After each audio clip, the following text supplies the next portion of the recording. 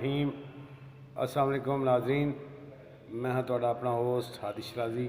यह तुहाडा अपना चैनल पंजाबी पॉइंट। नाज़रीन, गुजारिश है अज मरू है, ईद का तीसरा रोज़ है। तो मेरा ख्याल है ये मेरी जिंदगी के पहली ईद जी आई है जी मैं बिल्कुल ही किसी किस्म की कोई मेरे चेहरे पर खुशी नहीं आई, क्योंकि फलस्तीन के जो जुल्म बरबरीयत हो रही है, साड़ी जी खामोशी है। चलो असी कुछ भी नहीं कर सकते ना, तो असी खुशियां तो ना मनाइए ना, उन्होंने जख्मां ते नमक पाशी तो ना करिए ना। होर असी कुछ भी नहीं कर सकते, की कर सकते हैं? असी मजबूर हैं, मजबूर नहीं है लेकिन साड़ी नीयतां खराब हैं। मजबूर असी नहीं हैं, साड़ी असी नीतू खराब है, ऐसा रोला है।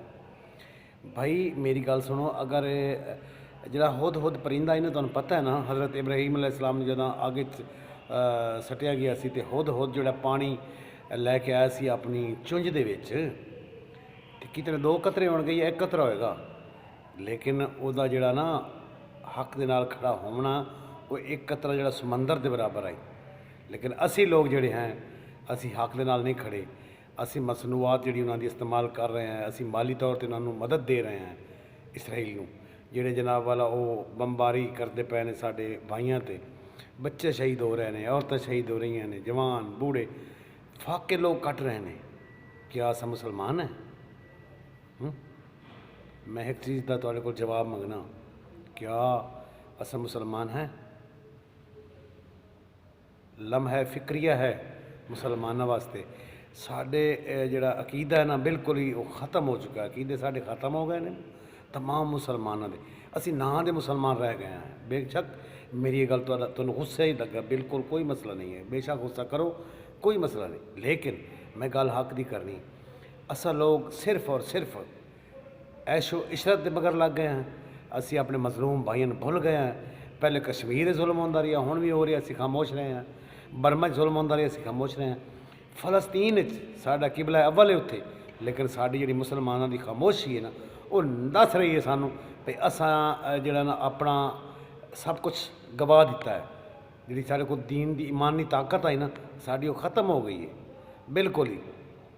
वो भी तो मुसलमान हैं ना, जोड़े 25 लाख मेरे ख्याल हुण तो थोड़े रह गए। उस दिन कई लोग हिजरत कर गए, कई चले गए हैं, तो बाकी जोड़े लड़ रहे हैं, ना उन्होंने कोई इतना असला है, ना उन्होंने कोई मसला इतना पावर है।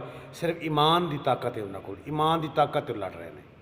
तो असां जिहड़े बेहिस लोग हैं, असी ईदां दी खुशियां मना रहे हैं। सानू शर्म आनी चाहिए जनाब। मैं वेख्या लोग जनाब खाबे जिथे मर्जी चले जाओ, होटलों से रश ही रश लगे होने। ये नहीं लगता जनाब कोई सानिया होया या कोई मसला मसैले, कोई फलस्तीन दे विच जुल्म बरबरीयत हो रही। क्या साढ़े बच्चे नहीं हैं?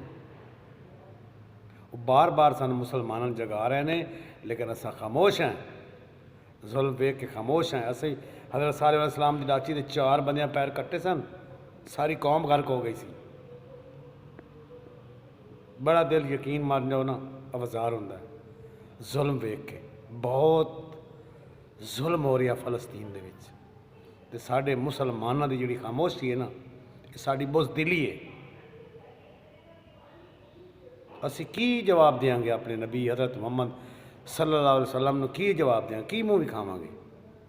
साडे सामने बच्चे ज़बह होंदे रहे, औरतां तशद्दद होंदे रहे, असी वेखदे रहे, असी कुछ भी नहीं कर सके। साढ़े को ताकत होने के बावजूद ही असी कुछ नहीं कर सके। भाई जिते लोग मेरी वीडियो देख रहे हो जनाब, मैं तुहाडे कोल गल पुछना, मरना कोई नहीं असां, मरना है, मौत हक दा राह है, लेकिन 4 कब्रां 4 दीवारां दे मत्थे लगना जाके कबर उत्ते की जवाब दोगे? ना उत्थे तुहाडे रोज़े अल्लाह माफ़ कर देगा, नमाज़ां ही माफ़ कर देगा।